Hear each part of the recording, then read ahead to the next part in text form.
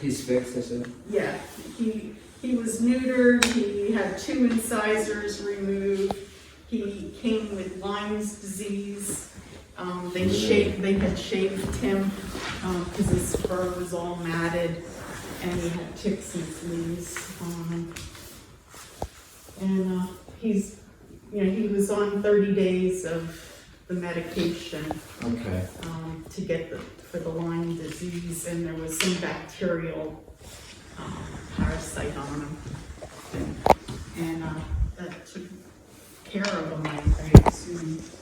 Do they have sort of when he got into the system? Okay. 5.5 years old, so. Well, now he's 6. He's 6. His birthday is this month. 6 years old. And somewhere around this week. Yeah, that's the thing. When they're so old, you don't know what their associations are. You don't know where they struggle, and then you find that out when something happens. Yeah. So let's see here. He's had it since September, and you didn't have any issues as far as the nipping or anything. It just came in this one particular situation. One time.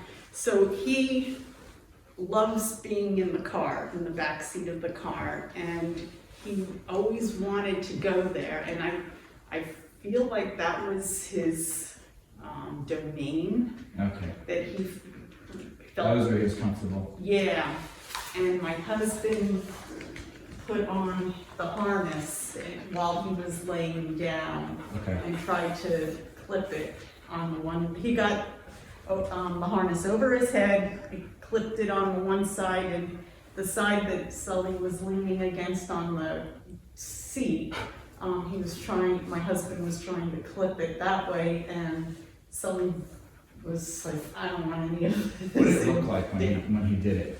Did he give any warnings first, or did it just go straight to a shred? It just went straight. Because I was in the front seat of on the driver's side, and I didn't hear any growling or any noise or any. So the thing is, he's a beautiful animal, right? Yeah. But there's a reason he didn't stay in a home, and they don't tell you when you go to adopt him. It's not even the thing that happened to your husband. You should be able to get rid of. Like, there's a lawsuit there, but there's not. There should be, but there's not. There's no regulation on how you buy dogs. So, if a dog comes with pre-existing issues, and they know about it, they tend to not tell you. So even if you go there and they tell you it's not there, they lie about the age, they lie about the breed, they lie about the past just to get them out, and then they bite people all over America. And then they end up in places like this. So this incident, this is not the dog's fault, this is not your husband's fault. Right.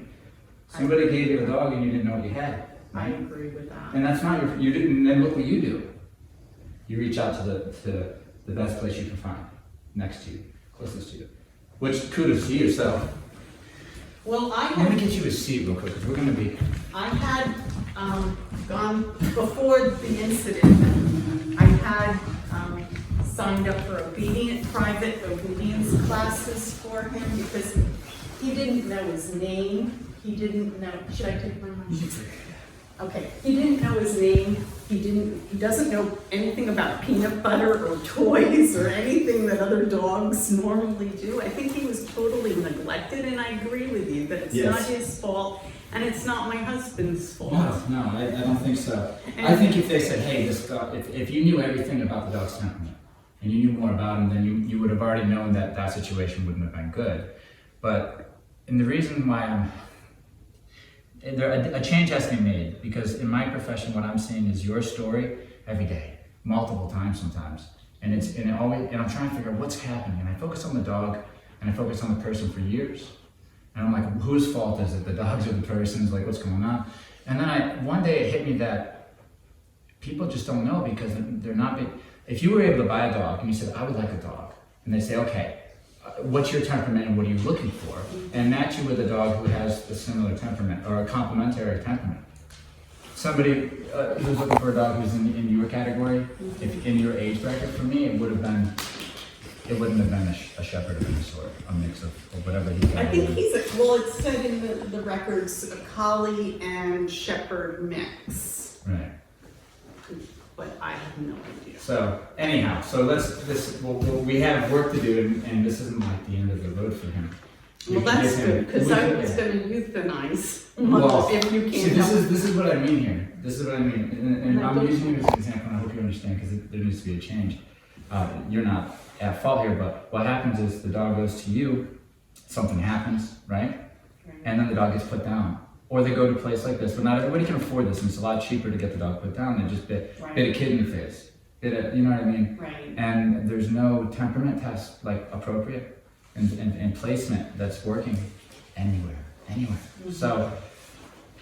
So what we can do is I can spend time with him when he comes here, and I will know who he is as an animal. I will know his temperament. I will know what he needs from his leader, which would be you and your husband. Right.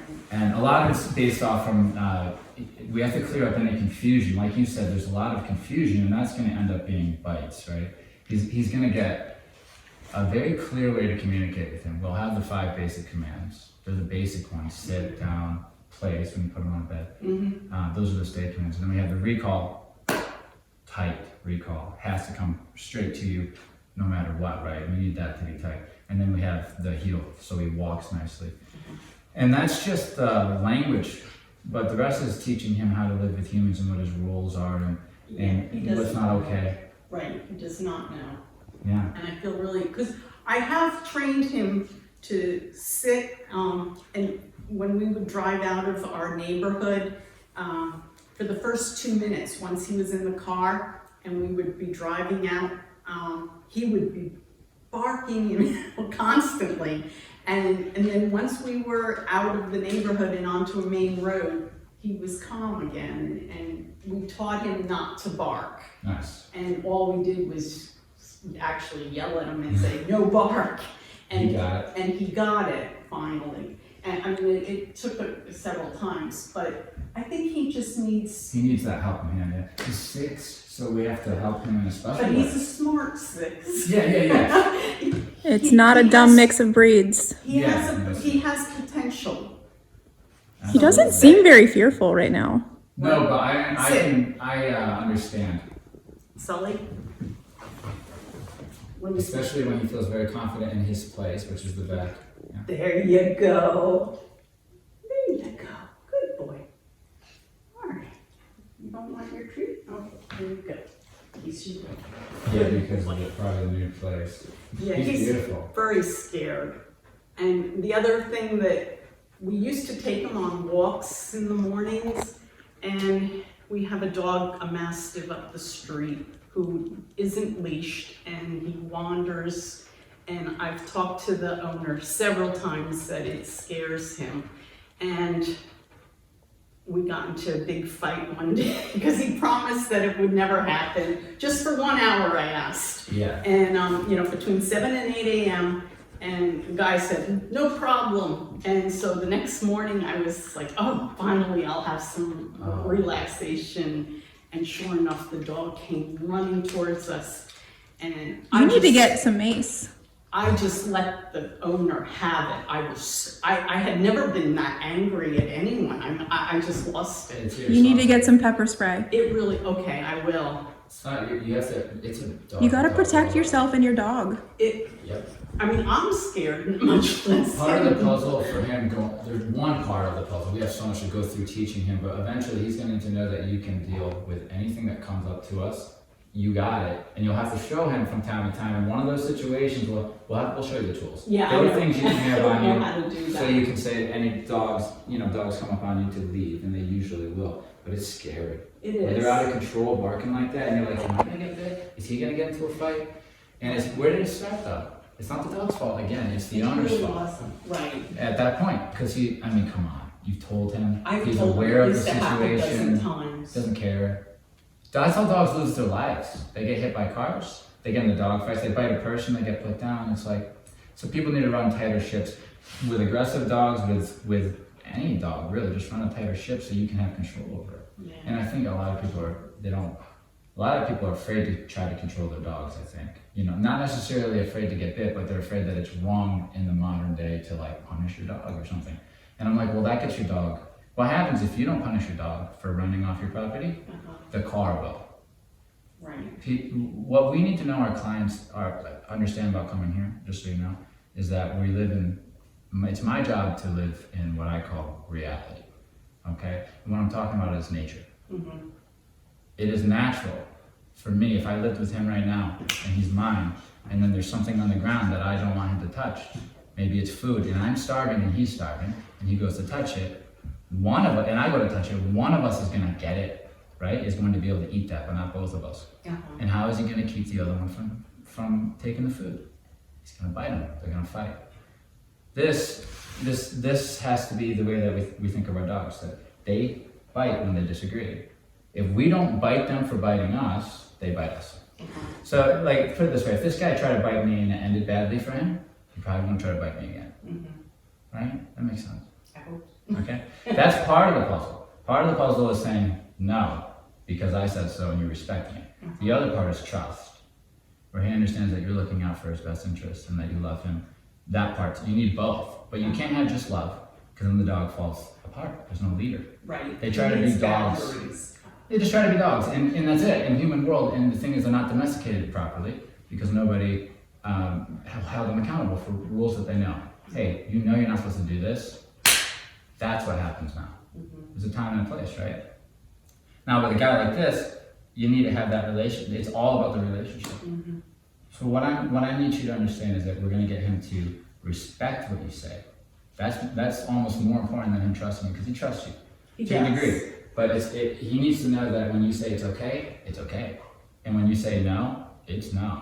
And when you say we're walking, you're following. This is canine behavior. He needs to know, he needs to be put in his place. That's why the trainers tell you to have your dog walk behind you, right? And it's become this thing that people forgot why. It's to send the message to the dog that if you try to go and decide what we're doing, I'm going to correct you. I decide what we're doing. Period. And if that's how he views you, then he views you like the state trooper when you're driving and you're speeding and you see the state trooper. You know that feeling? You're like, okay, better straighten up. Everybody knows that feeling. Yeah. Then you have, if you can access that when you need to in your relationship, I don't know if you have kids, but there's a time and a place to turn that on. Right. If you can set that in him as well, now you have more control, because he's going to look at you like the state trooper. And the only reason that gives you that feeling is because you know what happens. You have that experience with him. So now he has respect to not do things when you say, and to trust you that it's okay when you're scared.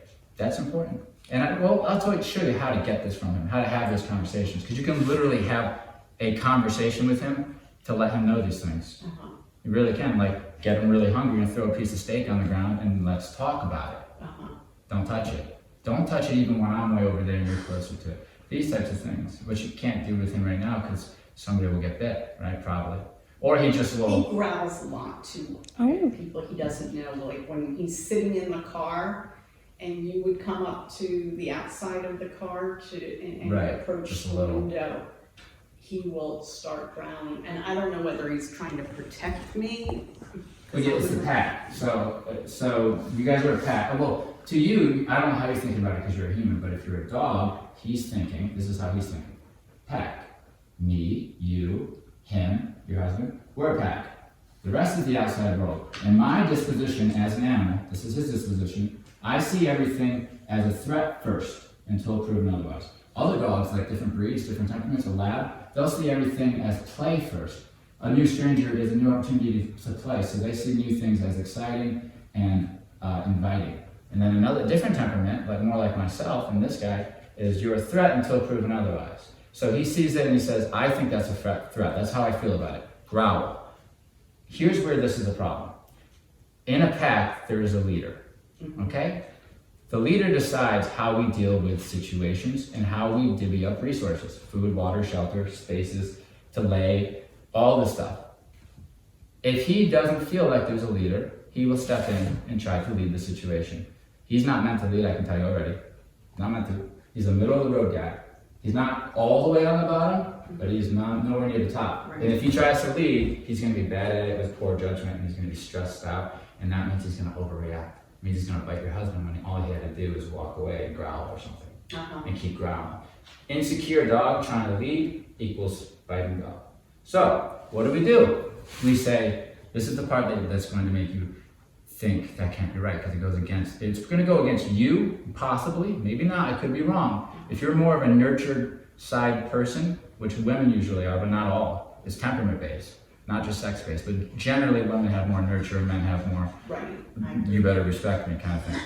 Depending on your temperament, when you see him, and you say enough, and he goes, one temperament will say, honey, it's okay, I want you to know it's okay, and they're trying to use trust.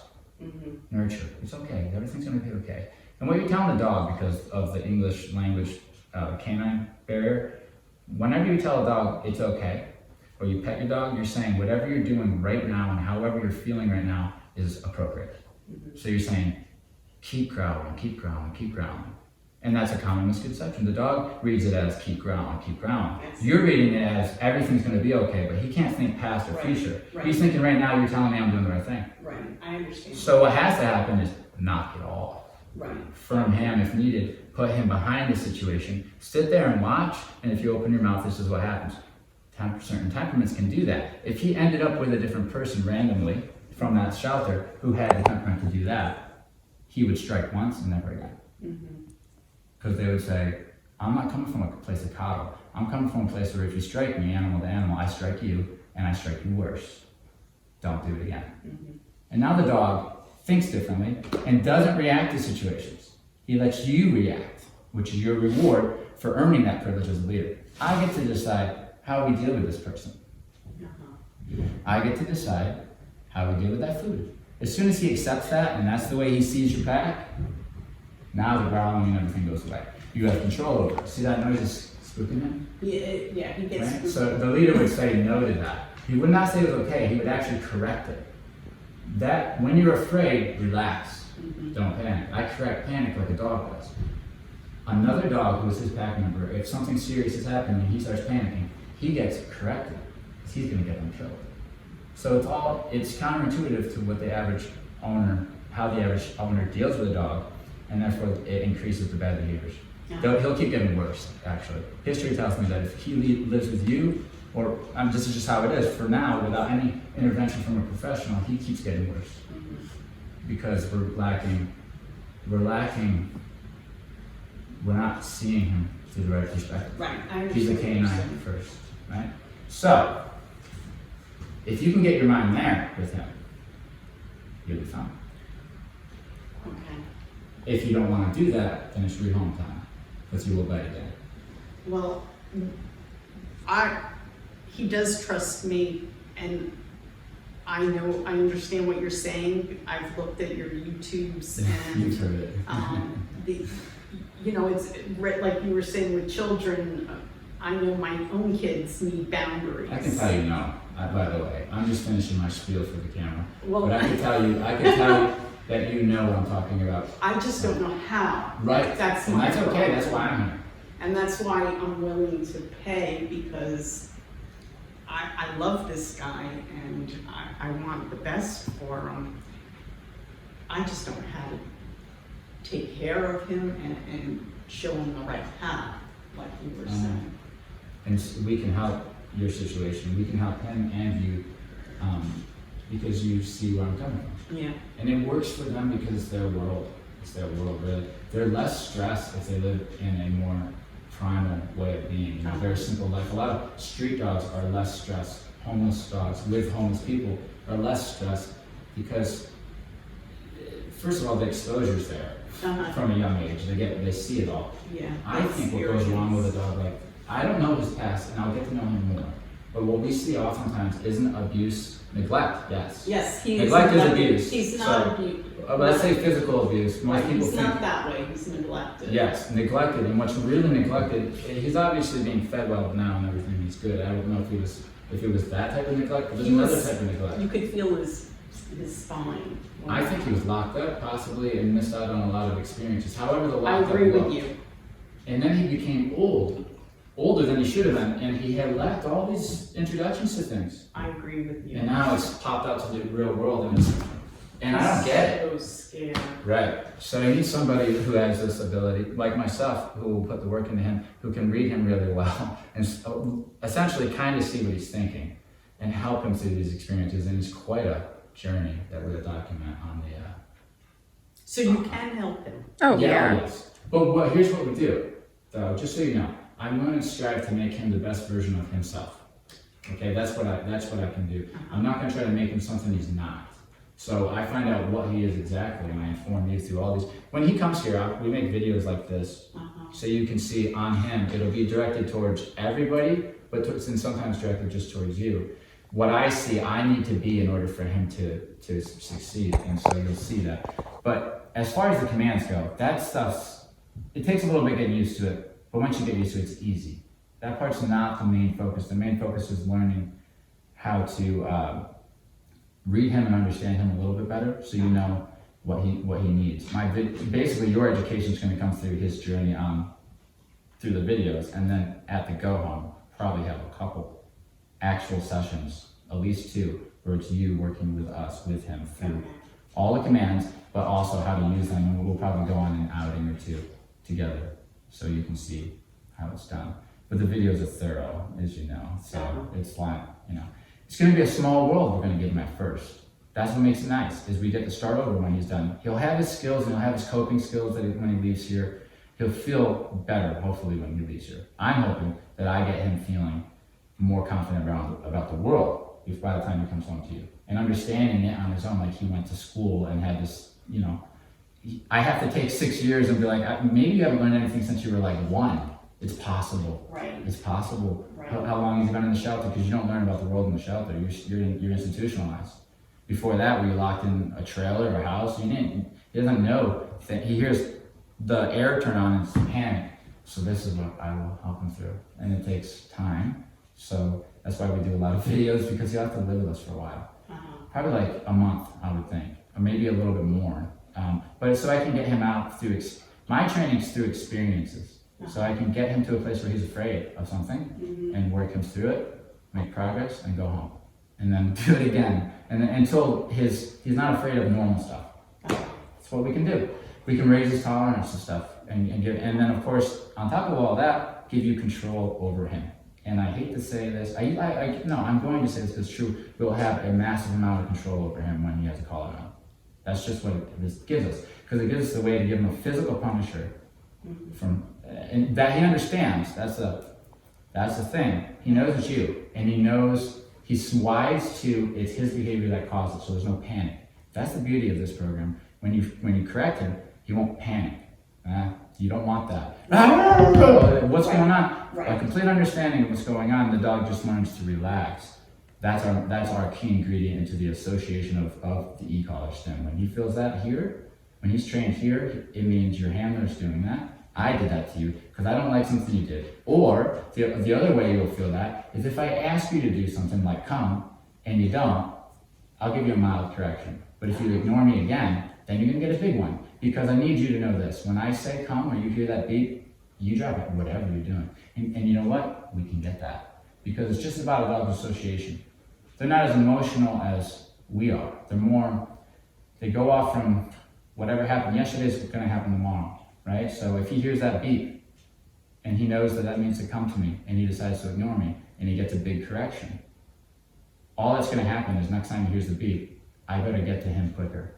Right? And the cool thing is the beep on the collar, it's not my voice. So whatever I put on there, you get. He hears that beep, boom, right back to you. So you'll be able to do all 3 stuff with him. Oh, that's you. That's not us. No? Oh, you know what? I was like, I've never heard that before. It is, maybe I did put my, Alarm? Oh, it's a phone. okay. I'm sorry. I'm also taking care of my aunt in Seattle. And Oh, goodness. Oh. she's got dementia and terminal cancer. Oh. So I've been Oh. dealing with all of that as well. So I keep my phone. Sorry about And the that. last thing you want to do is correct your dog when you're going through all that, and that's just like how it goes, man. And I know how that is. Well, It's like parenting. yeah, it really is. And so he would come and in his eyes, he would think this is where he was living. But as soon as you come back, it's like I'm going home. It's not like they forget about you. It's just that he can't think about you unless he's reminded by one of his senses. And that's the beauty of dogs in the moment. So if he hears something that reminds him of you, your car, he thinks of you. If he smells your clothing, he thinks of you. anything like that. But as soon as you're removed, obviously if he's in your house, he can think of you. But as soon as he's removed, we're 2 hours away, we do a couple of events, he can't. And that's the crazy thing. My dog that I left back in New York is not thinking about me more than likely until I show up. And then it's like, whoa, and it's just they react in the Because moment. that's what my husband was concerned about, that Sulley came from southwestern Virginia, like the Roanoke, Virginia area, and he was surrendered by his owner at the Humane Society of Franklin County down there. Gotcha. And then a shelter called Lucky Dog in Washington, D.C. brought him to Washington, D.C., and he was with a foster family. And so he was, in August, he was turned in. He stayed at the Humane Society for maybe a couple weeks, and they did the vet thing with him, and I talked to the lady at the Humane Society that shaved him when he came in. Good. And she said that he was so good when she shaved him. He didn't flinch or didn't care. I mean, he just let her touch him. I think it was the laying down situation where he was comfortable in his bed. Right. And it was like, the thing that I don't like about this particular situation is I'm afraid that it was more of and I don't know for sure, because I wasn't there. There's two ways this could have went down in his head. Mm-hmm. It could have been, I'm terrified of you, which if this isn't terrified of you, right? Terrified is, once you see a terrified dog, then you realize that what everyone is calling terrified is not terrified. It's mildly concerned at best. Uh-huh. He's like, I'm mildly concerned, and everyone calls it terrified. The dog was actually terrified. Oh, he doesn't like hardwood floors. He'll be all right. That might have been. It's okay, Sulley. Oh, I'm sorry. See what you do without knowing it? Okay, that's why we're here. The hardwood floors. Look, you already caught yourself. That's a good sign. That's a good sign. But what I was saying is, what I'm afraid could have happened is he corrected the human because he didn't like what he was doing. And if that was the case, that's not good. I'll know that. And here's the reality of why I'll know that and they won't over at wherever they went. And maybe they do, but I doubt it. They don't push a dog like a dog's needs to be pushed. If a dog is going to live in a home in America, who knows who they're going to, kids, whatever, that dog we need to know that somebody can walk up to him and just start putting him on the ground and he doesn't bite them. Because the thing is, shit happens. Is somebody going to do that to him? No. But if a dog strikes at that, then we need to reconsider where he's going. Because what if a kid goes up and grabs a piece of fur or something? You know what I mean? We need to know what we have before we give them. So their test, whatever it is, I doubt they put enough pressure on him. You understand what I'm talking about? Pressure made him frustrated, made him concerned. What do you do, dog, when you're under stress? That's what we need to know. Okay. What else do we need to know? What do you do when you're having fun? We all know what you do when you're having fun. I want to know animal before I put you in my living room. What do you do when you're stressed? Do you bite things? Because I don't want you in my living room if you do. They're not doing that. You think they're doing that. What are they doing then? Further tests. Come on. They're not putting him under pressure. They're not going to go grab him and try to put him on the ground. Right. I can tell you that. And that's what nature does. What do? Do you bite? Because I can tell you that there's a lot of dogs that don't bite. But there's dogs that do bite, and there's a lot of dogs that do bite. So, I will find out all of it. Okay, yeah. So to get back to my husband's question, yes, that because Sulley was taken, moved from his owner to the shelter, and then from the shelter to the foster, and then from the foster to us, all in a matter of 2 month. It's not good, but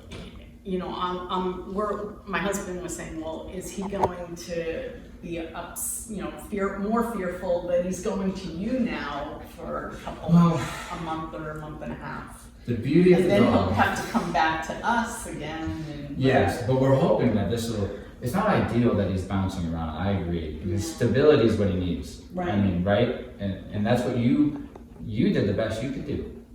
Listen, a lot of people want to do what you just did, where you said, I'm going to try to help him, instead of saying, all right, get out of here, give him back to wherever he came from or whatever. And now that he has a bite on this record, and I hate to say that because it was probably a miscommunication. Mm-hmm.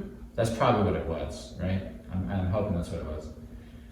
It could be though, is he dominant towards, if he thinks he's dominant towards a being, whether that's dog or humans, does he think that it's okay to put their teeth on a person to disagree? Because some dogs will do that. Some dogs, if they disagree with you, they will just bite you. They don't intend to kill you, they just want you to let you know, don't do that tomorrow. And if he's doing that, that's what we call dominant behavior. And that's if it's fear. Yes. Like, did you see drool? Did you see pee? Did you see shaking? He did express his anal glands. That is a good indicator of fear. He's done that twice. Did he do that as he was putting on? No. It has to be in that situation. I don't remember. I had my back turned. I was sitting in the driver's seat, so I'm not sure, but I did smell. There you go. So that to me tells me it's more. It was misread because your husband wasn't going to hurt him, but he didn't know that probably, right? Right. So. Well, I'm not sure if when it happened though that he expressed himself, because then my husband got really mad at him, and they were like wrestling in the car or something. I don't know what, and my husband was on top of him then because my husband was bleeding, and I don't know why my husband. I think your husband might have went into a place of primitive behavior where for some reason now I need to be on top of you. Which isn't the worst thing to do. I mean, it's natural is what I'm trying to say. That's the way he reacted, and I saw in Sulley's eyes that he was really scared when my husband was on top of him, and then I had to tell my husband, get out of the car and let's get, and I called 911. The bite was really bad. It was. He had to get plastic surgery on his cheek, and it was on his hands, but I don't know if that was because... That's a fear bite. He overreacted because he's so, under stress, fear, insecure, not understanding the situation. So he overreacted, not your dad, not your husband. He overreacted. Your husband reacted appropriately for a human. I think that's what. Think about it. Like, people are so connected to what's okay by law. That doesn't exist in your dog's head. That's what I'm trying to say. When I say reality, when I'm talking to you have to remember I'm giving you information without law. There's no law. I'm just telling you how dogs work, okay? Your husband didn't have the worst idea. That was the most natural thing that happened. And if he finished it properly, it could have bonded them. But listen, that's a professional touch, right? And he's bleeding and in pain. But I just want you to know this is what happens in a confrontation. I think that because your husband's first reaction, there was a couple ways he could have did it. He should have went, ow, and ran away, and I would have said, shit, now we're in trouble. But because your husband was like, his natural reaction was to manhandle him, essentially. Right, yes. I don't think that's bad. Okay. I don't want somebody to do something, I want people to be educated on how to correct or punish a dog safely. That's what you need to know how to do. You need to know how to deliver a punisher that works, shuts shit down, doesn't confuse the dog, and so it's efficient. People need to be educated on that. But he had the right instinct. He said, I need to do something about this. Yes. And he was right. Even though he was afraid, he needs to know, we're not correcting you for being afraid. We're correcting you for biting when you're afraid. Next time you're afraid, be afraid, don't bite. Mm-hmm. And that, you either have the temperament to do that or you don't. And you'll know when it starts to feel very uncomfortable. If you never had the feeling of, you little son of a, then you don't have it in you. But if you have had that, you little son of a, that's not what we approach dogs with, by the way. But that's an element that we're using. And we're controlling it, and we're being and you learn how to be a leader with it. But if you don't have that respect me, that built into you, then you struggle. But your husband seems to have something like that in him. so I think we're gonna be okay. I believe that he's scared of my husband, and my husband has distanced himself from I don't blame him. And so it's unfortunate. We'll bond them. It's important they have a healing moment with us. I agree. And I've been trying to get my husband to take walks with us again. Good. And he did, for the first time, feed Sulley this week when I was busy on a call. Have you ever been bitten by a dog? No. It is so traumatic. My husband has nightmares all the time. Yeah, so it's really, really, really traumatic. Yeah. Religious curiosity. So Should just- I drop the leash? No. well, if we were ready for you, I would say yes. That would Okay. be right. But I don't know where the cat is or anything. Oh, like okay, that. you have cats. But I tell you He's what, okay with the cat. that was good. To Yeah, me, he's sniffing me with curiosity. He's not scared of me. It took a But- while. Well, I mean, let's say we don't know that, but right now he's more curious. These dogs are simple. If he's curious, you'll see it, right? If he's afraid, you'll see it. In that moment, he was curious. So what we say is yes to that. If I say good to that, then I see more of that. But if he starts getting shaking, that's what I say. That's the only thing that gets attention in petting is the shaking. Then I forever tell him to be in this frame of mind, in this situation, the next day. As soon as I say, don't be that way, and I usually say it in your behavior. So I can't tell a dog not to be afraid, right? But what I can tell a dog not to do is how to behave when you're afraid. I can tell you, this is how I want you to behave when you're afraid. Relax and look at me for direction. That's it. If you start pacing around, if you start whining, if you start doing, I'm going to correct you physically and disagree with all the movement, because I know if I tell you when you're stressed, just relax, your mind will relax, because I know how to rehab them. And it's the most fascinating process where you take them, it's great, because you get them in a healthy space first, which is a hard thing to do. You get them in that healthy space, and then all of a sudden when we're finally there, and I have a sound that means that healthy space, then I present something into the house that's going to make him a little nervous, only a little. And I watch him leave the healthy space and go into anxiety. And then what I start doing is disagreeing with the anxiety. I'm trying to say, hey, I want you back in that calm space, right? And what happens is eventually he starts to see things that make him nervous. His response is now calm, relaxed, and just watching, instead of reacting. Reacting is what we're getting. Whenever he growls, whenever something happens and he's reacting, what we're trying to tell him is don't react. Just don't react. Just stay right here until I say otherwise. You'll see it on the videos, and you'll see how I can get him to think differently. But when you guys go home, we just want you to, the reason why we're having this is to get an idea of the dynamic between you guys, and you give me a good idea of how your husband is. I just want you to know the reality is that we're going to be giving him structure when he goes home so that we can tell him what to do that are healthy behaviors and just make that part of the day until it's the norm. We're going to take away a lot of free roam, that's what we call it, Yeah. which is the in-between time. I do that, and I know that I give him too much And that's- freedom on walks. And We're only trying to help him. It tends to, and there's a time and a place to give him free time. Don't get me wrong. He needs to have his fun, and I want to make sure that you guys get to do that daily. Yeah, maybe a couple times a day. But he understands that. So what I'm trying to say is all the in-between. So let's say you have a couple fun things you do each day. One in the morning and one in the evening. I'm just making this up. Right. But you do it every day. Yeah.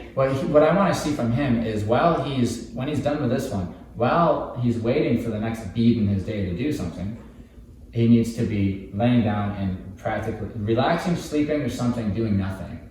This is because the anxiety the trouble is usually in between those things. The dog's pacing, he's whining, it's practicing a bad state of mind because it's a freaking predator in a box, essentially. If you allow him to practice that becomes his normal physiological, vibration.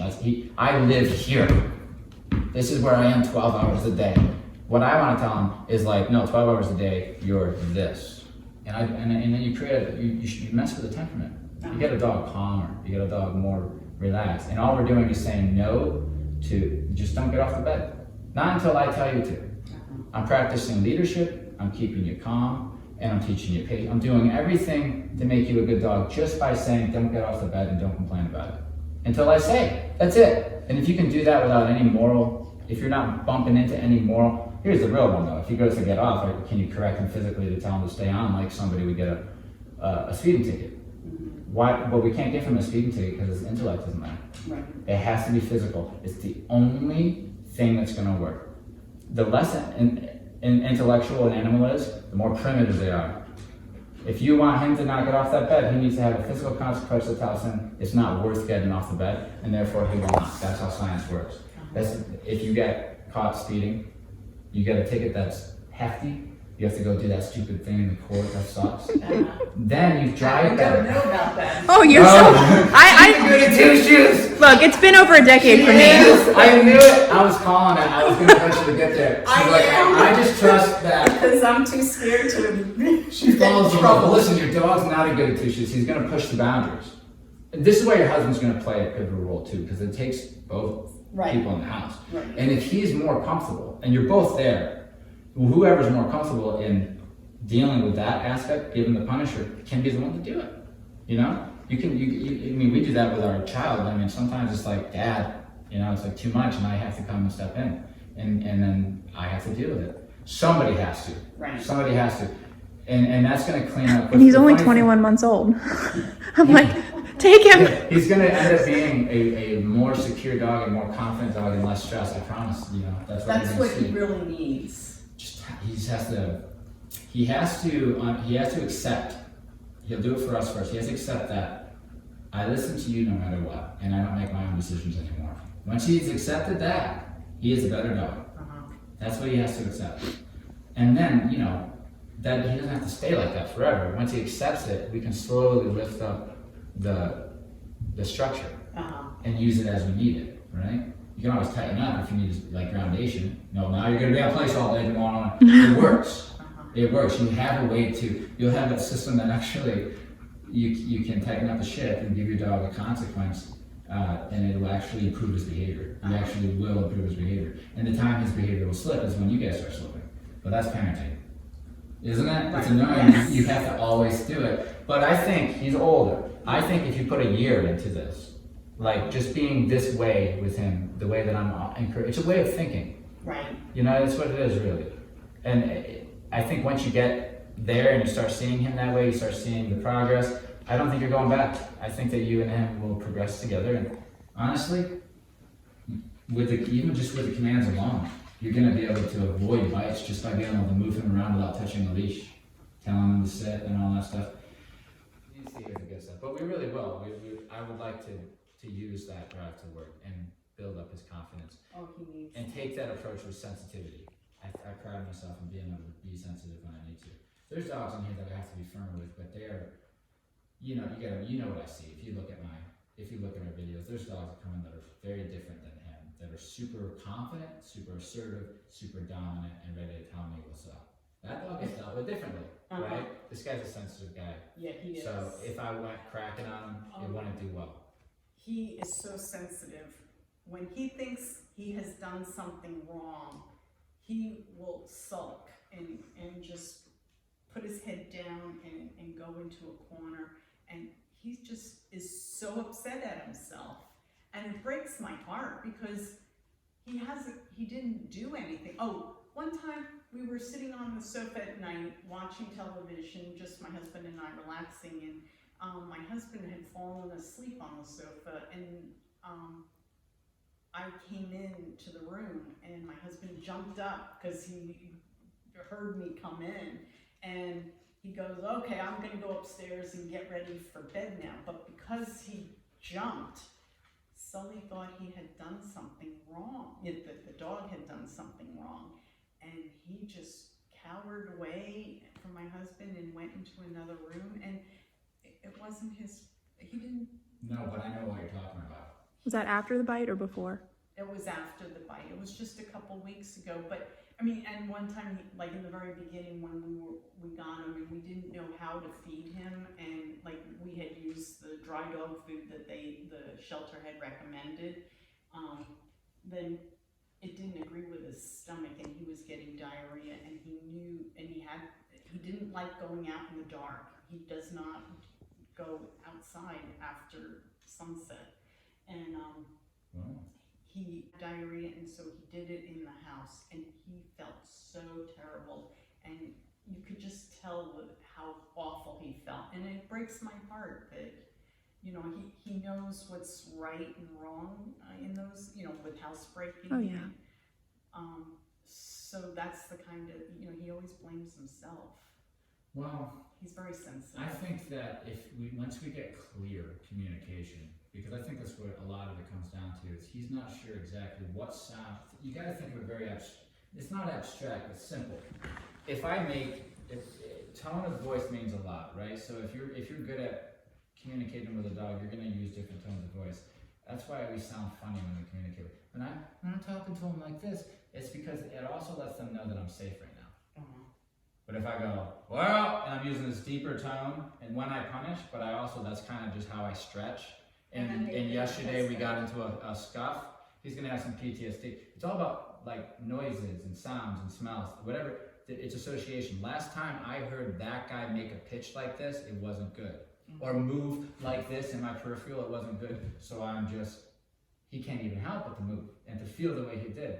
Right. So the way we're going to clean that up is before you punish a dog or tell the dog that you disapprove, there's very specific noise. And it's the only noise you ever use. And it means, I disagree with what you're doing right now, dog. Okay. That's the noise we use. And that dog knows, if I make that noise, now I disagree with you, and I'm going to tell you I disagree with you when I make that noise, which I go, shh. A lot of people say, no, just one, whatever. That's the only noise. After that, if you don't stop, I'm going to physically correct you. If you do, okay. And then I'm going to direct you and tell you what to do instead. And the dog, after living with you for a while, they realize that, oh, it's only when I do these things, and I know that because my owner will mark it. We call it marking it when you do something wrong. There's a certain noise you use. And it's not just no. People from different countries are using different sounds, but it's a sound that means I don't like what you just did. And if you mark something, then you're telling the dog, what you just did right there is why I'm coming over to you. And that clears up confusion. And they don't see your other movements as possible punishers because you haven't. They know what it looks like when you confront them now. And if you haven't done that, then, and you understand what I'm saying? Yeah. He's just living with like aliens that he's trying to figure out what they're saying. He's just barely No, I getting through know. life. You know what I mean? Yes. And then, but here's the thing: is the aliens are trying too. They're like, "What's wrong with this And I thing?" don't, that's what I need to know. You And need then to train me. you're all trying We to get will. along. I do agree. I think you're trying to make it work. I think he's trying to make it work. You know what I mean? It's just like, so we mediate. And I think he has potential because he really does want to learn. He does. I can have a ritual or a process of getting to know and knowing your new person before they come and get intimate with him. When they put their hands up. See, this is another thing, a mentality thing in America is like, I see someone's dog, I can just put my hands on them. And some dogs don't like to be touched by strangers. And you know what I mean? He doesn't lick. So, You know, like Yeah. we had a Niederlands Cooper Honja.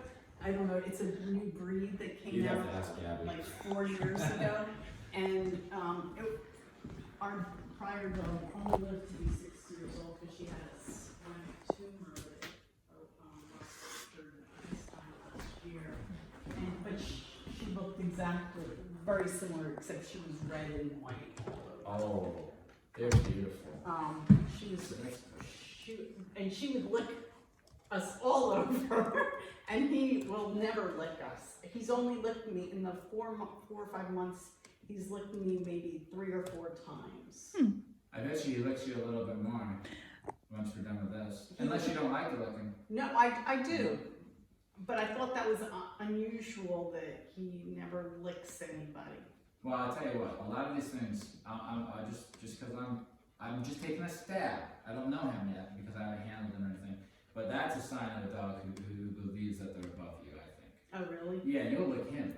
That's what you're petting him. You're licking him. Oh, really? Right? So you're doing the licking. Like if a female comes up to him who's below him, a dog, she'll go low and she'll lick him. She'll lick him. So if you're below him, he's not going to lick you, really.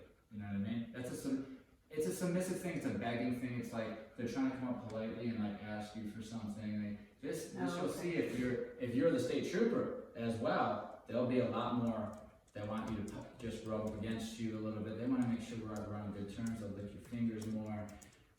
I'm just saying, I've seen shepherds, German shepherds too, who there was complaints that they weren't affectionate. And once you become their leader in their eyes, and you live with them in a way where they have to go through for everything, you see the affection side come out. You see that softer side of the animal. They give you the belly. They do the whole thing. And so, hey, you might see a different version of him once he looks at you differently and sees you as a leader. He's going to treat you differently. It's a real thing. It's a real thing. I can see that. A lot of people say their dog's more affectionate when they come home from training. Yes, usually that's the case, and they're more affectionate with me too. When I start, because I like affection from them. with dog. When I start training them, I usually, there's a point where they're really affectionate towards me, like over the top affectionate towards me. And you know, I just teach them how to be affectionate without being annoying towards me. And that's my personal relationship with them. It could be different between you and them, but you'll see that. Usually once you start taking control, you see a lot of sucking up, a lot of more politer behavior, and it's just how it goes. You earn it. That's part of nature. If I'm able to control you, dog, physically, then I get the food. And I get treated differently. And I get the females. It's just how it goes. And so we're not off the hook when we live with these things because they're nature, baby. That is as much nature as you can get. So he's going to be just a little bit of changing in communication. It's really not that difficult, though. I know I'm making it sound difficult, but it's, if you want to watch me do it a few times, it's not bad. It's knowing when to disagree and how to do it so he believes you. Pretty much, you know, and then how to direct with no bullshit if when needed. And then going back to the soft, like you got the soft side and you're reusing that still, and you're like, hey, you're a good boy, and then you can switch to a more directive place and then back to the soft place, and that kind of thing can take a little practice, but everybody's got it in them. And your husband will have a different struggle than you. He'll have to dial it back, be patient. You can't be like, you see how I moved just now, make him nervous? Unpredictable movements. If I start dancing, he's going to start because I'm less predictable, right? So I'm not going to make it so the world is safer for him. I'm going to make it so he's had enough experiences where the world's not as scary to him. I'm not going to change the world for him, right? I'm going to change the way he views it. So this kind of stuff, if he's nervous of it, then guess what he gets of it? Like 10 hours of it, right? And then he learns it doesn't hurt me, and now I'm over it. And that's how that's the work I gotta do, is I gotta find things that make him nervous and just show him it for a long time until he's like, okay, yeah, my body's telling me not to be nervous anymore because I'm using too much energy. And he relaxes. Well, you have sounds of gunshots. Oh, we do. There's hunters around us. Yeah. Is that getting going? Well, I would take him on walks in the first thing in the morning until the Mastiff came out in October. And now we just go like a block or two, and come back home. Gotcha. And then last week he was, we heard gunshots, which is very strange for Annapolis. And then it happened the next day, also when we were on our walk, and he turned right around, went right back home. And you know, I felt badly for my nurturing. I felt badly because he was before scared. you even came here. Yeah. I knew that was wrong, but did you? This is good for me to hear. I thought I should have just held him close. Normally, when I think that he's feeling threatened or fearful, I tighten the leash and I hold him right near my side, and we walk together when we see dogs or something threatening. But that's how, yeah. So, I mean, we got a lot of stuff to work on because tension for us is going to mean you're doing something wrong. For him, in the way I talk to dogs, if you have a leash on your neck and you're with me and you don't feel it, that means you're doing good. If you feel that, that's me telling you I don't like what you're doing. This is how we get rid of pulling. So dogs won't pull. If I give them 6 feet of a leash or 2 inches, they won't. The rule is don't make that tight. If you're making that tight, that means I don't like what you're doing right now. So for him, we'd be walking by those dogs. The thing that I change is that I wouldn't tell him any prior direction, because this is not how dogs would do it to each other in the beginning. Eventually, I'll get to a point where I'm talking English to him, because he'll learn all that. But in the beginning, I have to enter the conversation more talking dog, and then get to the place where he's talking kind of some English, you know? And I have to let him just make a choice and tell him which ones are wrong, and not. The thing is, this is what people do. I'm going to tell you what's right, okay? Right here, this is right. So stay here, that's good, that's good, that's good. No, stay here, no, stay here, that's good. No, stay here, don't do that. No, here, stay here. Doesn't work. What works is do whatever you want, and I'll tell you what's wrong when you do it. And then I take care of all that first. So the dog knows what's wrong. Okay, running up on dogs, that's wrong. Barking on dogs, that's wrong. Trying to pull the owner, that's wrong. All this stuff is wrong, and now I got a dog that's just hanging out right here, even though I didn't tell it to, and now I'll teach it to heel. That is more effective, because the dogs, if you teach a dog heel without letting them have all that experience, what happens is your dog's healing, they always want to, I want to go over there. I always will want to go over there, so I'm going to whine and I'm going to be unreliable. Our training looks at dog behavior first. So when I go with him, the leash is loose, the dogs are coming up. This is why I can do this. You did the right thing, okay, in your situation. Ours is set up. He doesn't know that. that I know the dog and I know the person. He doesn't. He thinks this is real life, okay? So I actually do have control. But I let him make a choice. This is what's important. I'm not gonna tell him don't do it because I said so right now. I'm just gonna show you what happens when you do it. So we go, and whatever he does, I don't know what he's gonna do. Dogs do different things. Some freeze, some fight, and some flee, right? Whatever he's gonna do, he's gonna do. And I will tell him if it's right or wrong. That's it. So if he goes, I'm gonna go up on that dog and start barking because, not that I wanna go up on them, it's that I want them to go away. And if I bark, they go away. That's, some dogs do that. Correction. The dog's like, what? And I'm like, that's what happens. Bring another dog. Bring another dog on the microphone. Here comes another dog. Bark, bark, bark. Correction. Bring another dog. The same dog reacting to different dogs. What happens 2 or 3 dogs later, they see the dog and there's no bark. And I go, good. Good job. No dog, no bark. Just like you did with the no barking, Right. So then the dog gets, I didn't say no barking.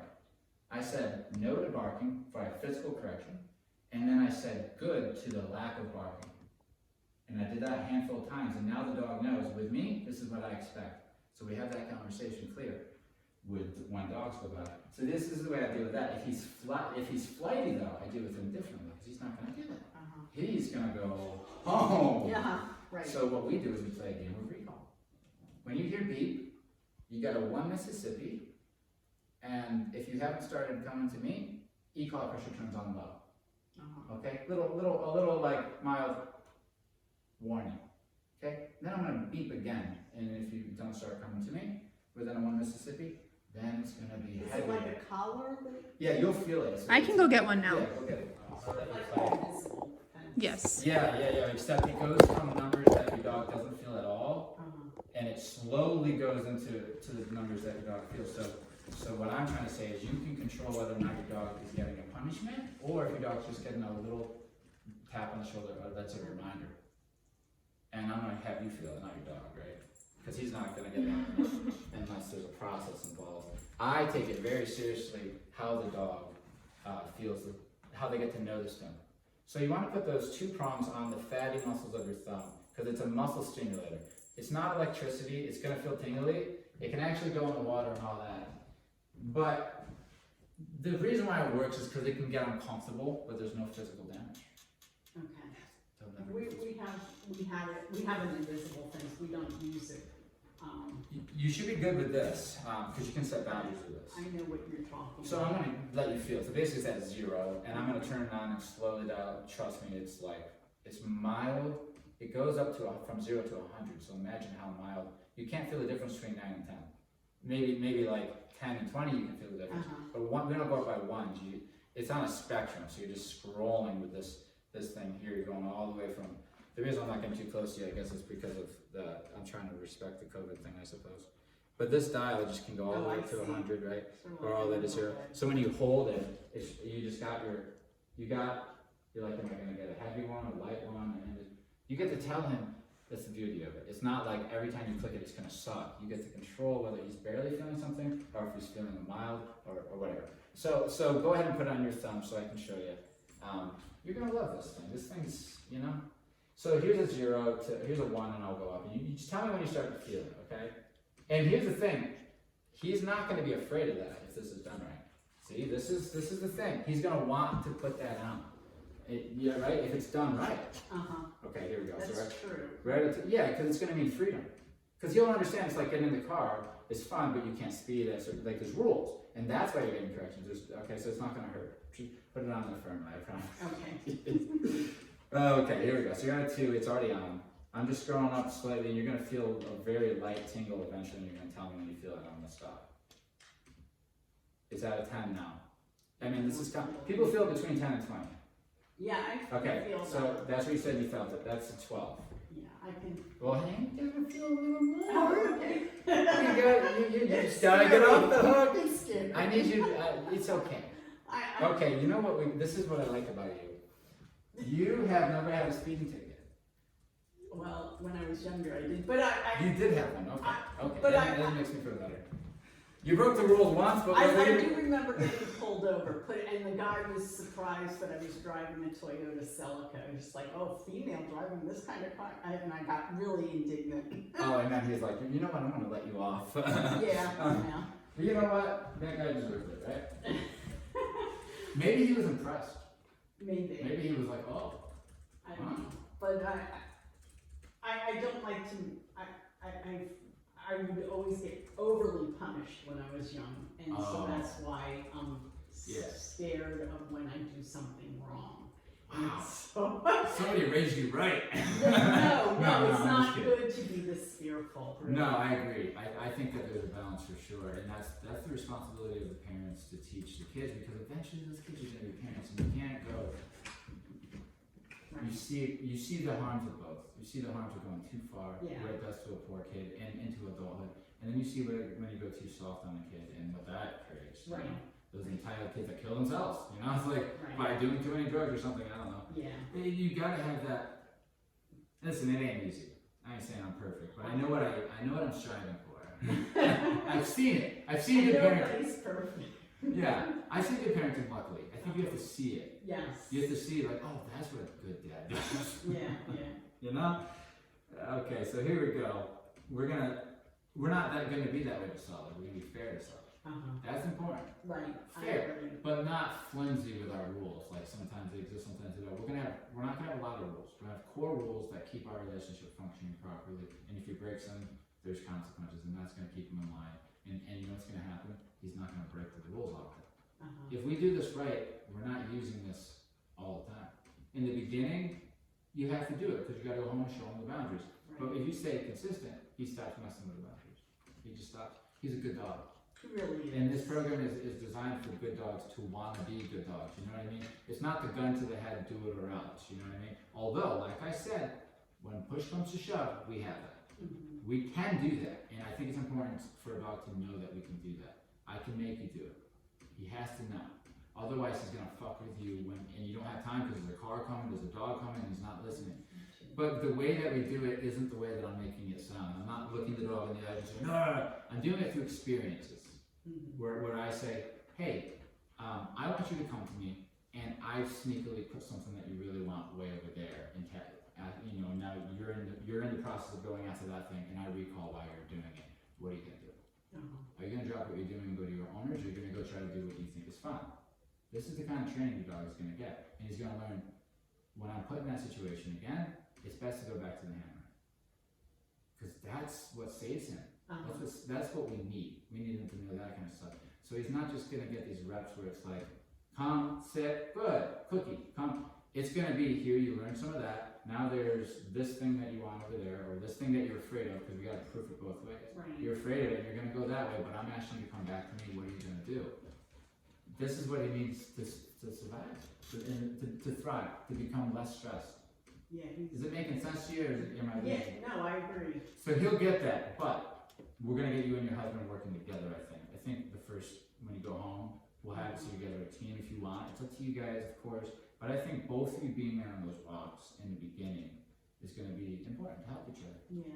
Because it's gonna be tough it could be tough on you by yourself, and it could be maybe if he's not gonna walk him by himself in the beginning, is he? Probably not. He might. Is Do you he think he gonna would walk? have any interest in walking him alone? Or would he, My husband? if the He dog would would, listen? he would do it. Okay, that's good, because that's what he would have to do to repair that relationship a little bit. They have to have something that he can lead the dog, but also ultimately do something that's kind of fun. Yeah, he Yeah. will do that because, I was retired, but I do have a part-time job where sometimes I have to go to West Virginia or far away and stay for a couple days. Oh, good, so In a he's, hotel. Okay. So then once COVID is, behind us, then Right. I'll go back, to Union Bank, I think, around here. really? Yeah, that's our first job coming up. But, anyway, so then my husband will, walk him and feed him. Perfect, so we'll have to have him come on the go homes that we set up. Yeah, definitely. I'm gonna give you an idea of how this is used, real quick. It's really simple. Basically, once he understands the training, there's really only two times that you might use this as far as correcting him. If he is non-compliant to one of the commands. So if I say, I'm sorry, I forget your name. Linda. I'm so sorry. That's okay. Linda, stand up, right? And you know to stand up, and you're like, and you don't, I would start with something like this, because I know Linda feels a 12. Yeah, I can feel Right? that. Hey Linda, stand up, and then don't do it, right? Uh-huh. Stand up. Right? Stand up. Oh, that I felt. Do you want to stand up? Yeah, are you going to stand up? Yeah, now I would stand up. Okay, so here's the thing. Now watch Linda, this is the important part. I know that's funny. It is, because I got pretty high on you. Where did you get to? It was like 50. Oh I'm not gonna lie. It's pretty half the strength of the collar. But I gave her a tap. I just gave her a tap. Now, it's not that strong, I would call it, but this is the way we use it though. So we get to that 50, whatever, the number doesn't really matter. And then you stand, and then I just say, good, right? Here's the trick, and this is the part I think people mess up. Next time I tell the dog a command, or I'm talking to him on it, and I say, Linda, go do this, I'm going back at that low number first. I'm not going to slam the next conversation, because they're conversations, right? Maybe like 10 minutes later, I ask him to heel instead, and he's like, I don't want. This is all making him sound like he's going to make bad choices. This is teaching you if he does, or when he makes those choices where he's not listening, this is what you do. Then I would then start low again. I would say, heel, I've entered another conversation. This is when I'm giving a command. And he doesn't do it, I click. I wait a second, I say his name, Sulley, heel. I know he's right there, but he doesn't do it, tap on something low. Like what you feel. I know that you feel that like this, right? You feel something like low like that. Uh-huh. And then maybe he'll just come. Maybe he will just heel, because maybe he just needed to know you were talking to him, right? You give him a chance. But if you see in his face that he's being stubborn, then you go up, right? Right. It's simple, and this is what it does. It trains him. If you listen, and the faster you listen, the less of punishment you get. So he learns it's my behavior that causes it, because it's fair. He's on the system. It goes up every time I have to ask that you're being non-compliant. The other time you use it is just to correct behaviors you want to go away. Things you don't want him to do ever again, like eating poop, jumping on counters. These are all just common stuff. Chasing the cat, I don't know, barking out the window, stuff like this. Usually we have people set it up. They're like, my dog barks at the door, and we say, this is how you do it. You get your dog to bark at the door. You don't tell your dog to bark at the door. You set a situation up so the dog thinks it's happening, and so he barks at the door. You have what we call a trigger. You go, knock, knock, knock, rough, rough, rough. Right? We're trying to stop the rough, rough, rough. So we go, knock, knock, knock, rough, rough, rough, no, tap, firm low. Like, you're not going to blow his mind, you're not on the highest number, but something, you'll know him by the time you do this, right? Firm enough where he takes it seriously, and then direct him, like, go away, just so he knows, I don't want you part of this interaction. Usually only takes once or twice of doing that, and then the dog gets it. They understand that you can come in, and that you want them to let you do it.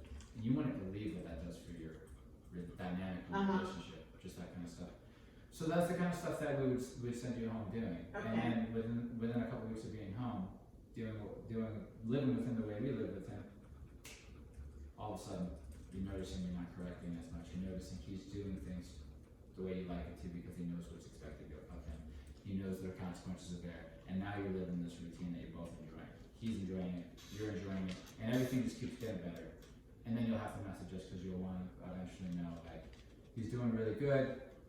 What's the next step? When can we let him off? Place in between. When can we give him more freedom? And we can go from there to teach you how to give him more freedom. Because ultimately, eventually, he'll be able to make his own choices. He won't need you to be telling him what to do all the time. All right.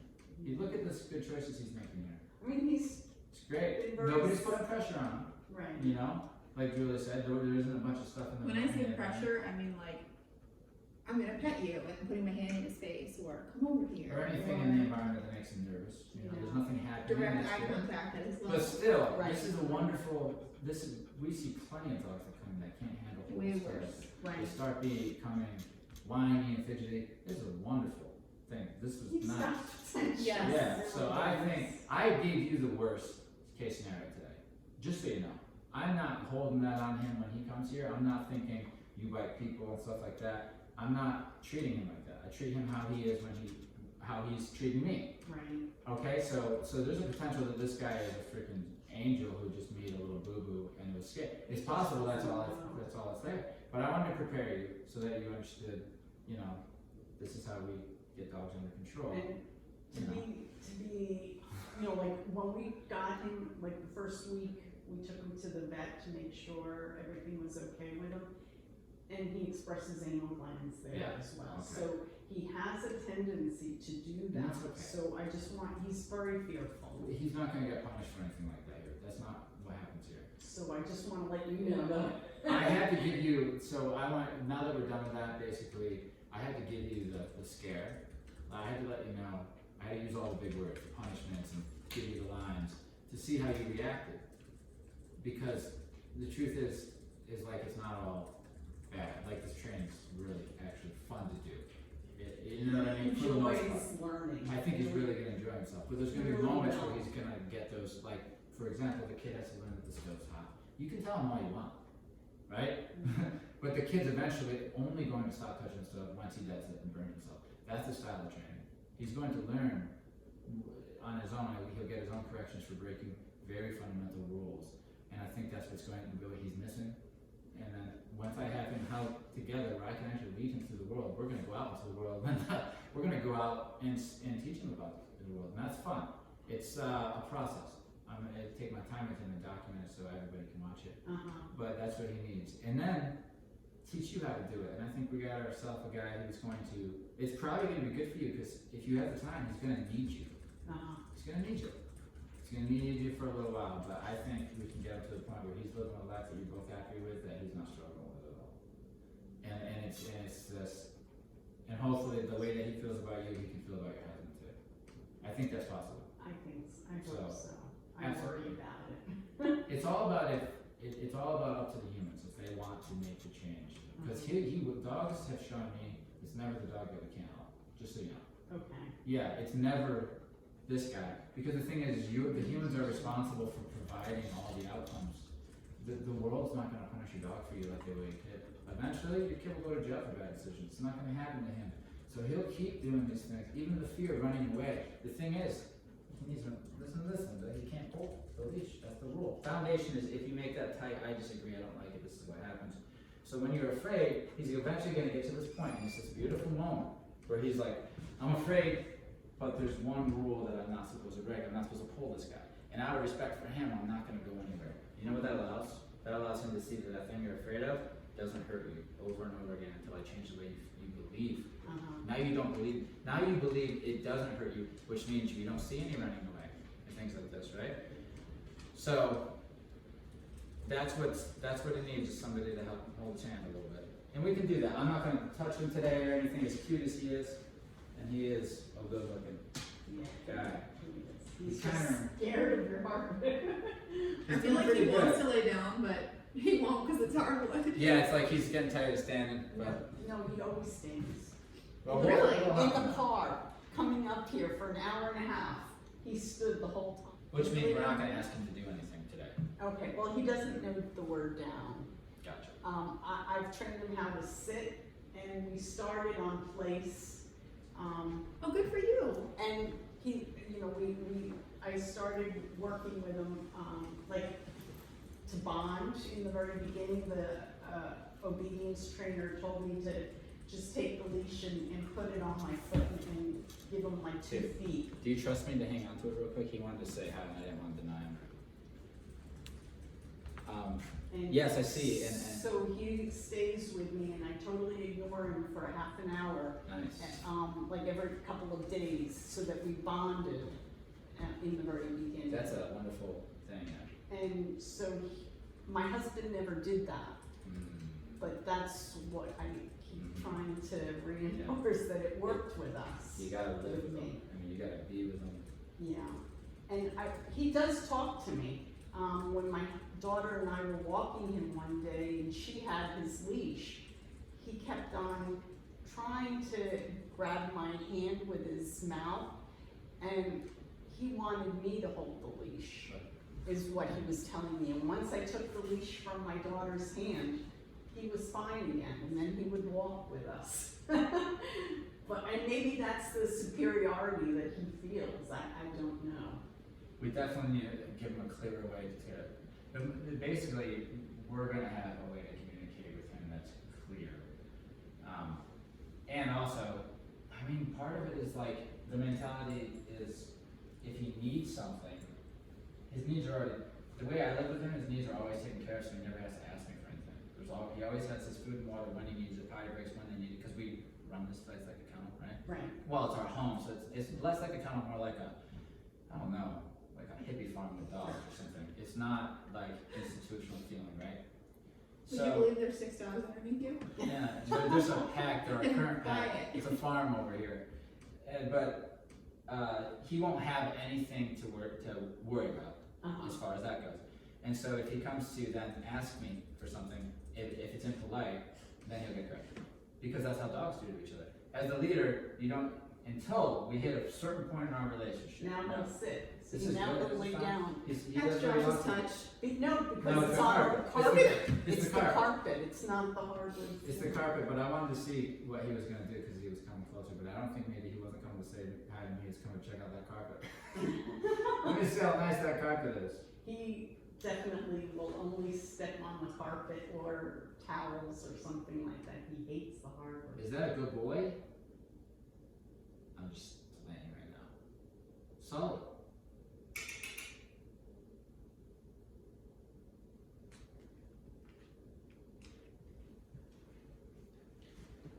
That's fine. Was there a reason for the original surrender? So I asked that question when I talked to the lady who shaved him, and she said that the owner said there was a next door neighbor who also had a dog, and the 2 dogs were always barking and That's counting. fighting. And I don't necessarily believe that Me neither. totally. Me neither. It's not enough to get rid of a good dog like this. At 5.5 No, years, it's not enough. there was something else going on. Maybe that was I mean, people can just write anything. Guys. one issue. Guys. He fucking bit somebody. Yeah, I'll bit somebody. That's I what hate I to say it. I'm just trying to be the voice of reason here. That doesn't make him a bad dog. Right. I'm not that kind of guy. I see really- plenty of good dogs that have had incidences, we'll call it. It doesn't mean that they're forever, right? It means that his tolerance is lower than we would like it to be living with him. I think he was neglected and no one ever explained anything to 100%. him.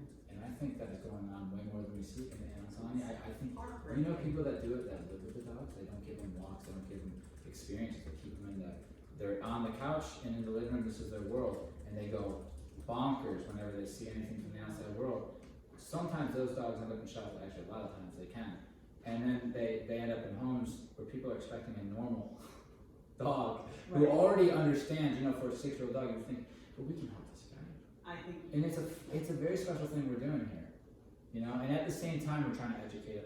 We are trying to educate people, not just you, but the people who are watching the videos, so that they're aware. Because now you will always be aware of this. When you get another dog, or your kids get dogs, you'll know about this dynamic. And say, well, maybe there are places you can go to, the temperament test, there's and things. Because here's the thing. This is what I see.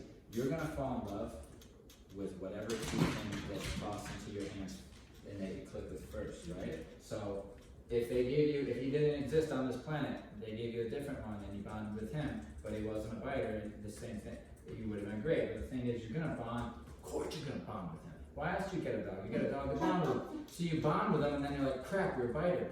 Like you bit, you're not all there, you need help, right? But you love him now. So you put in the resources and you put in the time. I think it should be the other way around, where you know what you're getting first. You know what I mean? Right. You match the temperament of the person with the temperament of the dog and the lifestyle and all the stuff to the best ability. And then you go from there, and it saves the dogs. But you know what? We're still getting the job done here. We're just doing it a little long-winded. So when you get home, if you want to know what could help for his training here to get him ready, and you do not have any pressure to do anything, by the way. But if you were having time and you want to make progress, kennel training is always helpful. If he comes and knows, basically, does he know how to be in a kennel overnight by himself? Does he know how, without trying to break out or bite in the bars or whine or anything like that? Or does he know how to be in the kennel during the day, even while people are at home, without trying to bite and get out of the bar? Can he be in the kennel safely? when you say kennel, you're talking about A crate or something, yes. I mean, we had a crate that we set up, and he never wanted to go in there, so I don't know how to get him in there. Yeah, that's okay. You can start feeding all the meals in there. And just like, you know what I mean? Like just get his meal ready and he's all, you know? He doesn't care about food that much. Really? What about his treats? There's something. This guy's got some pounds on him now. Well, Gotta be yeah, seasoned. I put cheese and then He likes the eat it. cheese. Yeah, like American, I just, Gotcha. Well, maybe the cheese. Basically, if you find something he likes, and maybe a nice cushy thing to lay on in there. okay, yeah. But you gotta take away the other option. But he probably doesn't like the kennel because he's on the couch. No, he's not. Oh, he's not. Does he have anything comfy to lay on? Yeah, we have, a little bed like this, also, but he doesn't know what to do with that. He doesn't lay on that either. No. Only when I made him, This after poor he, guy. after he bit my husband didn't want him in the house. And I took That's good. the bed and put it in the screened-in porch, and it was slate on the floor, cold slate, and, So he did lay on it. so we did lay on it. You see what he did there? He figured it out on his own. That's the game we play, though. You know, you take the cushy thing, you take away the other stuff, and you encourage it with the food being in there. This is all I'm asking you to do, is to get him to at least, I could do that. you know, I mean, you don't have to do it. I'm saying you can do anything. You don't have to punish. I'm not really looking for you to do anything like that. Just see how he feels about going in the pit. You don't have to force him in. You don't have to tell him he has to stay in. Just feed him in there. This is how I do it. Once he gets used to it, you go in, you get your food, you eat. I close it. I'll be back in 10 minutes, and I'll let you out. It's a great way to start. Okay. You know what I mean? At least his association is if I go in there, I eat, and then I wait a little while, and she comes out and lets me out. I think that's a great way to get started here because he's going to have to stay in the kennel the first night. And, you know, I'm good at it. I am decent at getting them to feel okay with the kennel. Even dogs who are super, you know, so I'll get him feeling good because he'll be in a strange place. He'll be like, where's mom and dad? He'll have him, you know, he'll feel uncomfortable. And I'll make him feel comfortable in the kennel. And then so we'll have it where he's comfortable with me, and then he's comfortable with the kennel, and then from there we'll grow his roll. Okay. You know what I mean? And is there a place where he would prefer to have the crate?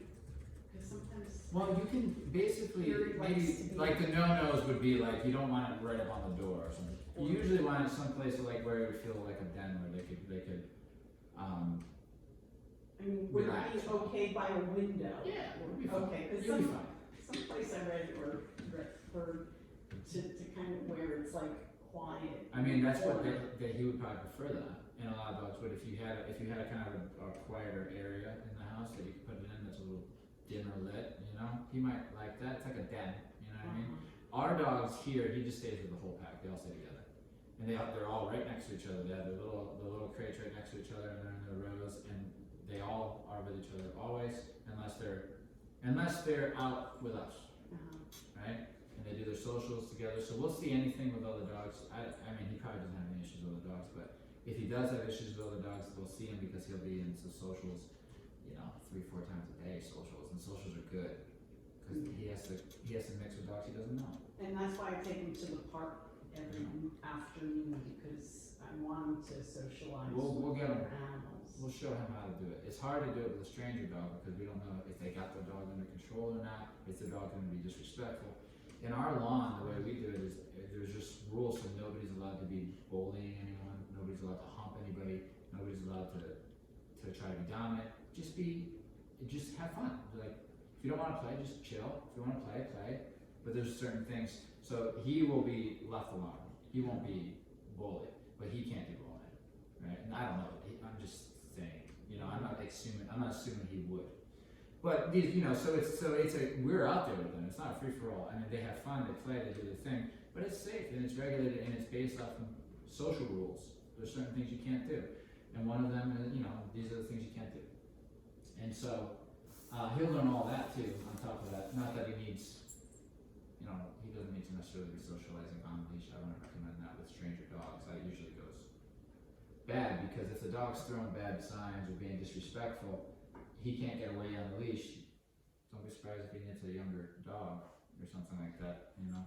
Yeah, and I need to know how to What you should. protect him because he's going to trust I me, gotcha. and I don't know how. I got you there. 180-pound mastiff Oh. is coming towards me. What do I do with him, much less myself? Me and you are gonna get you set up so when you walk, you and your pack and you're pretty much avoiding the other dogs. Right. Because the time to get with another dog, because I love getting my dogs with my dog's friends, or with my friends' dogs and things like this, You have to, the way we like to do it is we build a relationship with those two dogs organically. Uh-huh. And then they know each other. We don't just say, here, play stranger dogs, and that doesn't end good. I'm telling you, so many times it doesn't end good. And it puts stress on the dogs, and it's silly, and it's for the humans, it's not for the dogs. You know? What we do is we do play dates, and we build a relationship, and they love seeing their friends, and they know which dogs are their friends because they've taken their time to get to know them. And for a guy like this, if he takes his time to get to know a dog, we know how to teach you how to do that too, so he can feel comfortable and take a few get-togethers before they're sniffing each other's butts. You know what I mean? Because sometimes that's what I call kissing. You know, they don't. Some dogs don't like to do that right away. His judgment, I mean, the potential is huge because his judgment for just sitting here as to what we expect from him is pretty great. It's pretty good. Don't you think, Jules? Oh, yes, that's what he's mild, yeah. But I understand when he spooks that it's bad. I understand. And so, but I see the potential. So I say that I do too. you get my vibe, you know what we do, Yeah. you see the videos, you know we're gonna use the collar for punishing when we need to. You'll see us do that on the video too. You just won't see, the only things you won't see on the video, which you will see in the in-person, is if, you know. Can I walk by you? You're a pretty dog. It's looking good. It's looking good. I had some questions and I. Yeah, go ahead, I don't wanna No, forget. I think we've talked about them all, so I just wanted to. Realistic, and I would probably do the same thing if I didn't know anything about dogs from the place for him to go. I just feel terrible that he bit my I know. husband. You can come take this from here. Yeah, go ahead.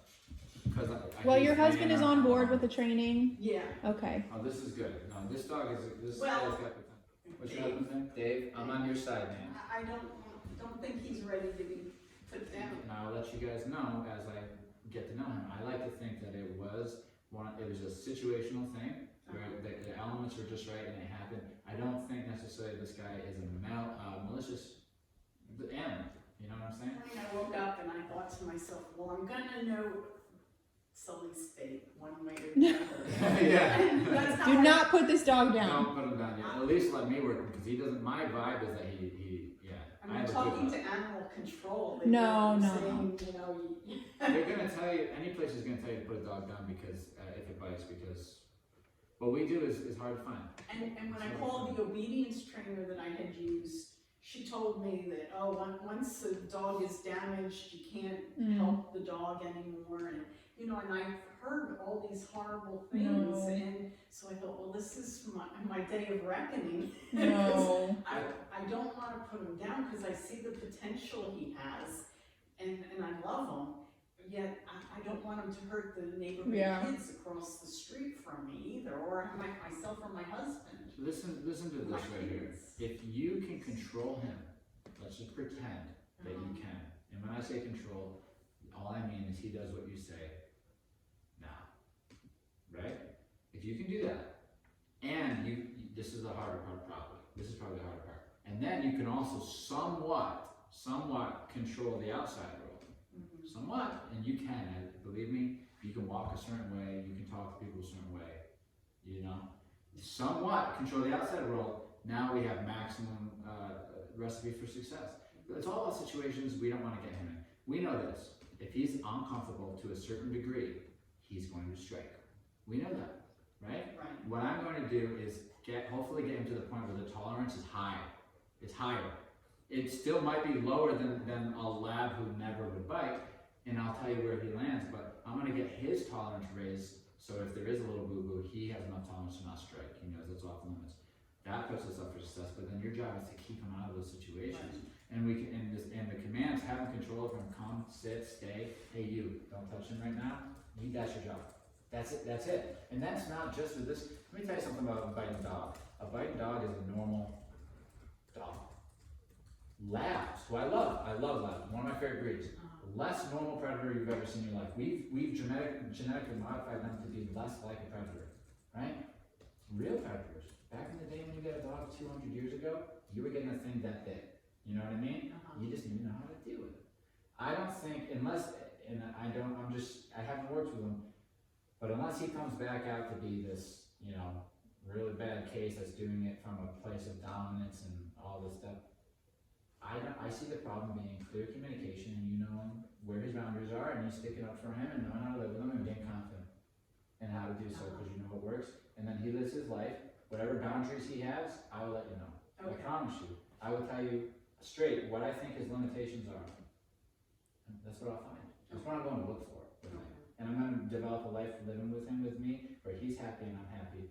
And we're still doing the things we love to do with dogs. I'm still getting my emotional side of him. I need to make sure I can pet this dog and I can have him hang out with me without being in rigid commands and not have it lead to him being insecure, right? We don't just want him always in the command. And he needs to go to there if you tell him to, but he needs to also know how to live with us and with it and know his position, which is going to be behind. Right now with you, it's either equal or above, unfortunately. Yeah. And that's not, that's just how it is, but that can change as soon as you, and I know you got it, I can just feel it, you got it in you. It's just you're going through so much shit right now. Yeah. You know what I mean? And you just want to pet the freaking dog. Well, I want him to know that I love him and that he can trust me. Yeah. He does, when I'm sewing and, I do needlepoint and he'll start pulling on my sewing out of my hands because he wants the attention. He just started doing that because he wants the attention. Oh, of course. But he does try to communicate. He's really cute. I see some moments in him I see moments in his eyes when I move a certain way or something. This is why a dog like this can appear to be, can be dangerous, even though it's confusing because the dog doesn't come across malicious, because they're not.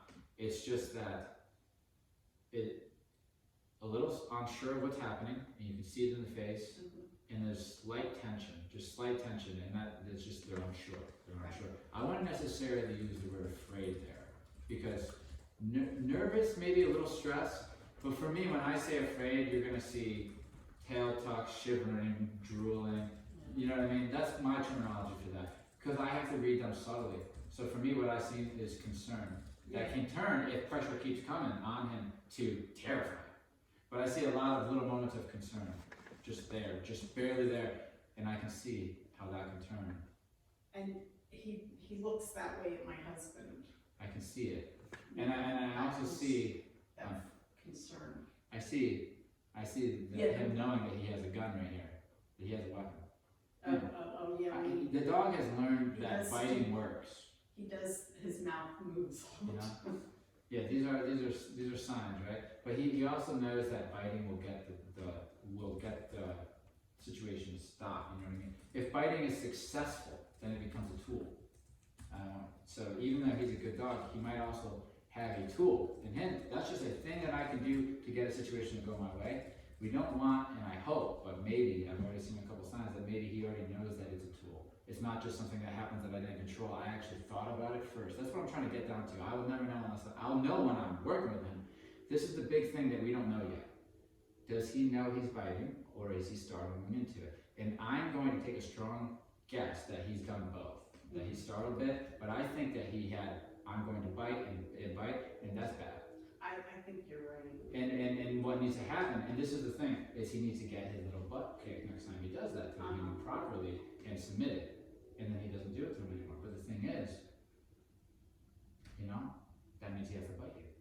I'm not going to ask this dog to bite me, but what I'm going to do is ask him to do little things, like I do every dog, like wait at the door, stupid stuff like that. Don't pull me, come back to me, lay down. These are what I ask him to do, right? He'll be good with that. And then also, I ask him not to do things. Don't do that, don't do this, don't do this.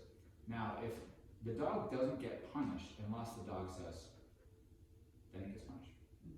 That's when he gets punished. He's not. But you'll be surprised, because let me say this, if I have a string on his neck and I say, this means come with me. Pressure this way means come this way. I taught him that. Now that means when I ask him like this, I don't have to say a word, that's a conversation. I said, come here, right? Because I taught you that's what it means. That gets punished there, Linda.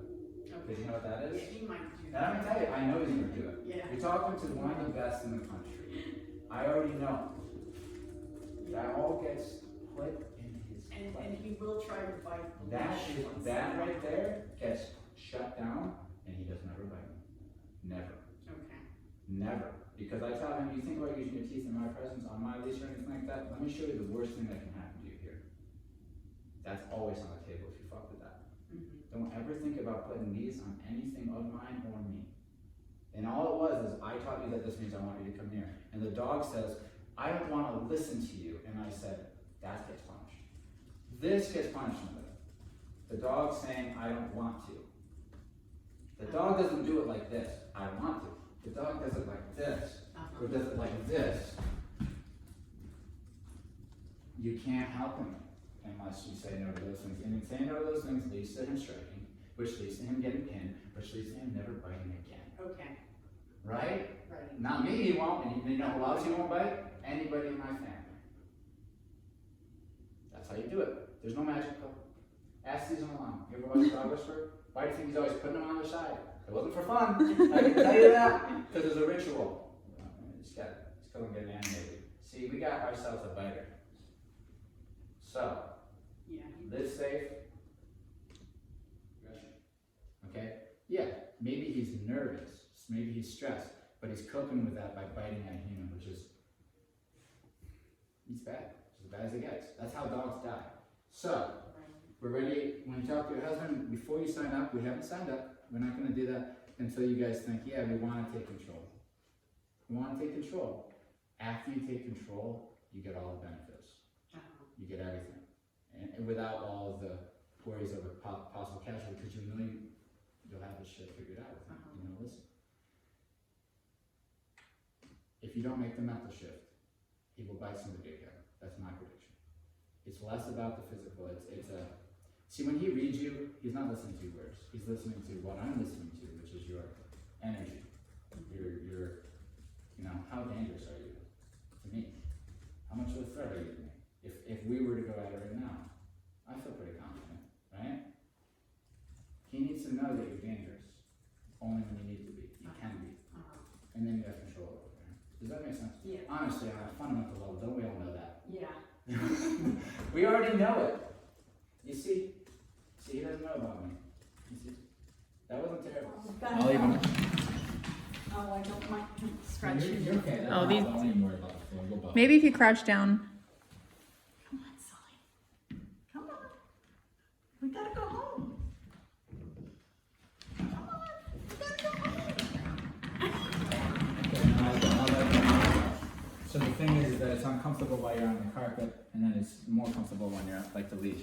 Because it gets uncomfortable. That's why I came with you. And as soon as you stepped off onto the wood, because that's what you wanted, then you have to take that pressure away. Okay, now. So we're not gonna drag him around or like restrain him. The training is all in the mind. So when you say, come on, let's go, you just say, come on, let's go. And you do a little bit of pressure, good. And then once he starts to come with you, you let go. See, come on. So you're rewarding those movements of coming forward. Come on, Bob. Come on. Look. Come on, there you go. And then no tension, Bob. This is the secret. wonderful. That's the secret.